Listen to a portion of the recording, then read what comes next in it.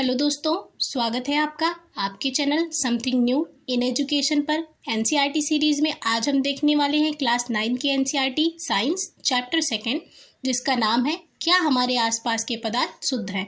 इस वीडियो के अंदर हम देखेंगे चैप्टर के अंदर जितने भी क्वेश्चन दिए गए हैं उनके सॉल्यूशन। चलिए स्टार्ट करते हैं।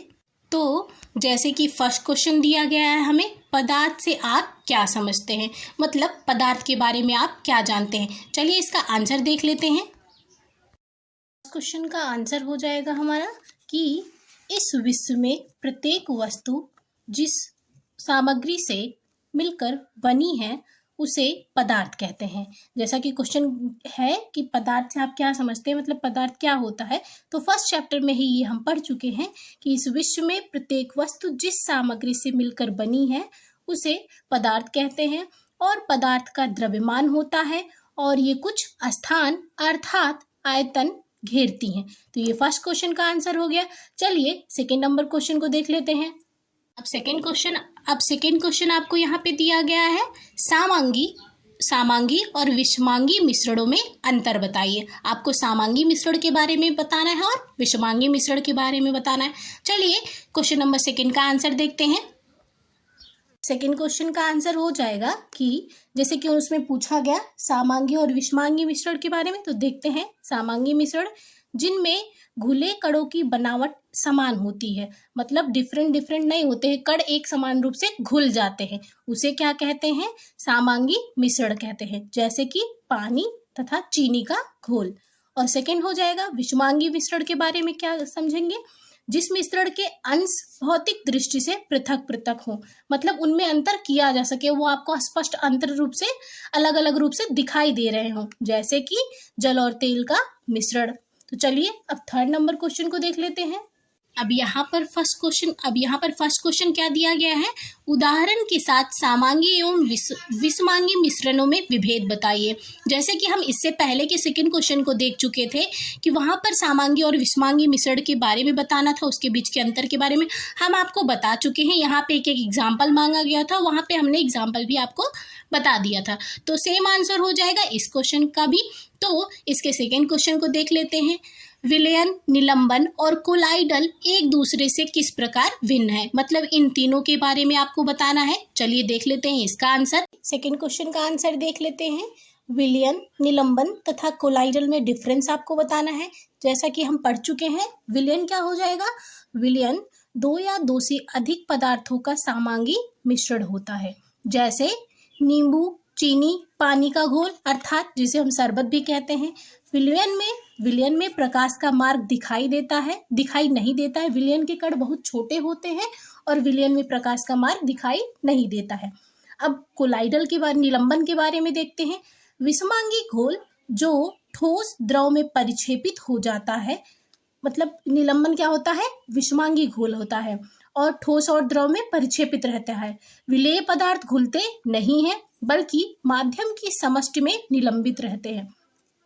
और अर्थात जब उसमें जो विलेय मिलाया जाएगा वो घुलेगा नहीं, वो माध्यम की तली में जाके बैठ जाएगा। अर्थात निलंबन क्या होता है, अस्थाई। विलयन क्या होता है, अस्थाई, और निलंबन क्या होता है, अस्थाई होता है।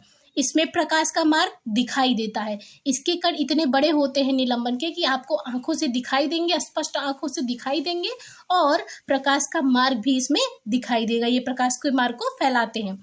जैसे कि एग्जाम्पल के तौर पे आप पानी तथा लोहे की छीलन का मिश्रण देख लीजिए, क्योंकि लोहे की छीलन जाके नीचे बैठ जाएगी। पानी तथा बालू या रेत का मिश्रण देख लीजिए, ये आपका निलंबन का एग्जाम्पल हो जाएगा। अब हम देखते हैं कोलाइडल का। कण समान रूप से फैले रहते हैं और ये समांगी की तरह प्रतीत होता है, पर होता है वास्तविक तौर पर कैसा कोलाइडल विलयन विषमांगी होता है। प्रकाश की किरण का फैलाना, इसमें मतलब इसके कण इतने छोटे होते हैं कि आपको आंखों से स्पष्ट नहीं दिखाई देंगे कोलाइडल में, लेकिन इतने बड़े होते हैं कि ये प्रकाश के मार्ग को फैला देते हैं। और आपको इसमें प्रकाश के मार्ग को फैलाना क्या कहलाते हैं, टिंडल प्रभाव कहलाता है। कोलाइडल कणों के द्वारा प्रकाश के मार्ग को फैलाना क्या कहलाता है, टिंडल प्रभाव कहलाता है। इसके एग्जाम्पल के तौर पे आप दूध और पानी का मिश्रण देख लीजिए, चौक का मिश्रण हमने देखा था, आटा का मिश्रण देखा था, तो जो एक्टिविटी में कर चुके हैं हम। चलिए नेक्स्ट क्वेश्चन देखते हैं।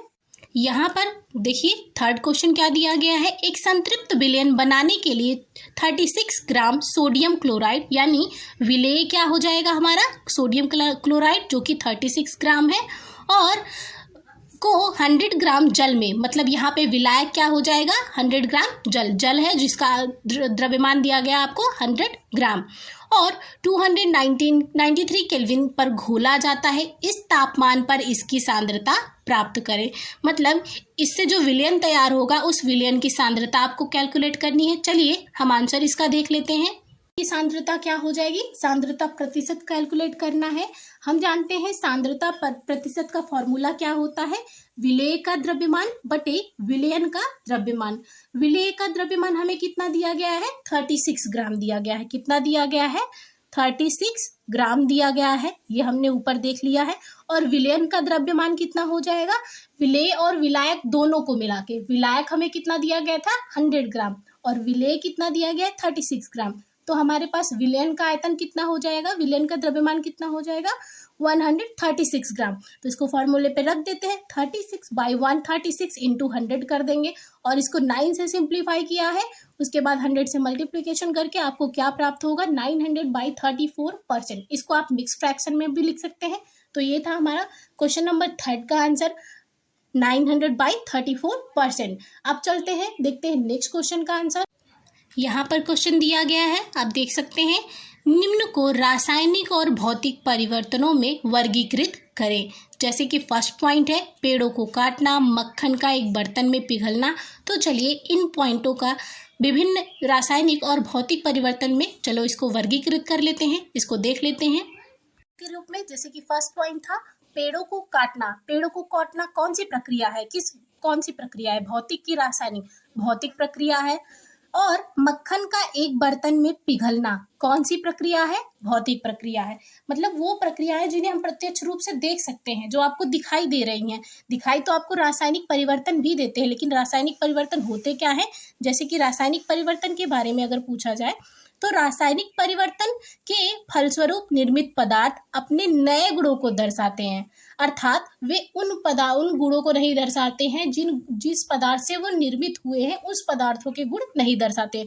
और भौतिक परिवर्तन में क्या होता है, जो आपको नए पदार्थ नहीं मिलते हैं, उन्हीं के पदार्थों के अलग अलग रूप मिल जाते हैं और वे अपने पूर्व पदार्थ मतलब पूर्व स्वरूप को, जो उनका पहले स्वरूप था, उसके गुणों को दर्शाते हैं। यहाँ पे अलग है एकदम, ये अपने नए गुणों को दर्शाएंगे, ना कि उन गुणों को दर्शाते हैं जिनसे वे निर्मित हुए। तो रासायनिक परिवर्तन और आप यहाँ पे देख सकते हैं भौतिक परिवर्तन के बीच डिफरेंस।